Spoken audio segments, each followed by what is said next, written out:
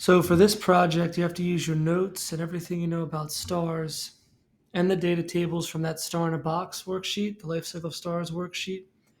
You want to use that to create a project. Now remember how important a project is and how many points it is worth. You're going to draw me a diagram, okay? You're going to create me a visual diagram of the life cycles of three stars. You have to show me a 1 solar mass star, 10 solar mass, and 40 solar mass star. Okay? That means that you're going to have one big diagram, but essentially three separate diagrams on that big paper. Okay? You have to use images and you have to explain each of the stages. Okay? I gave you a little word bank here. So, like main sequence, red giant, blue giant, white dwarf, supernova, neutron star, black hole. Obviously, those stages aren't for each size star, they're different, right? So, one star might end in a black hole, another might end in a neutron star. Not all of them do supernova, not all of them have a white dwarf or a blue giant phase. Okay, so make sure you create a visually appealing and descriptive project. So I want to give you a very, very, very quick overview here. Remember that the size of the star determines how many or what elements it makes. We'll talk about that next topic.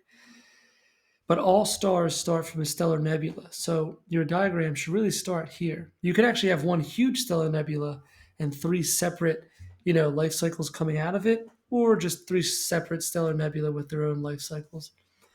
But remember from the Big Bang that only hydrogen, essentially, some helium and things, were in the universe. So those form big, huge clouds. Now, before they were big enough, they didn't have enough gravity to start fusion. It's called a nebula. It's just like a big cloud of dust and gas and stuff. Now, when they get big enough, they have enough gravity. That's when nuclear fusion can start and the star enters its main sequence. Okay? Then it goes through other stages, which I'll review in a second. A planetary nebula is different than a stellar nebula. If a star that's not very large uses all of its energy up and does not explode in a supernova, it sort of just kind of loses all of the gases that were stuck in the gravity of it and they just expel out into space. Very similar to a nebula that it started from, but it's called a planetary nebula because there is still a core at the center from the old dead star, or I guess you could say dying star. So make sure you know the difference between these two. There will be points if you misuse them. You may lose points if you misuse them. Supernova is an explosion that's a large mass star. When it runs out of fuel, the gravity is just so strong that everything kind of collapses in on itself and then explodes. Make sure you investigate supernova. And after supernova, there could be two options. If it is a pretty big star, I mean, huge, it'll leave behind a neutron star. Make sure you look up what that is. And if it's even bigger, it could leave a black hole. So here's the general overview. We have a one mass star, 1 solar mass star, a nebula, main sequence, red giant, planetary nebula, white dwarf.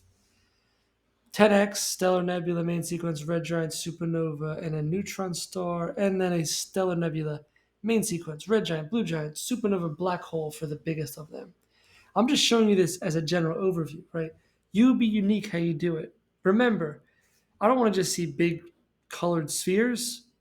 Make them find some images online and make them what you can learn about them, right? Give me detailed pictures.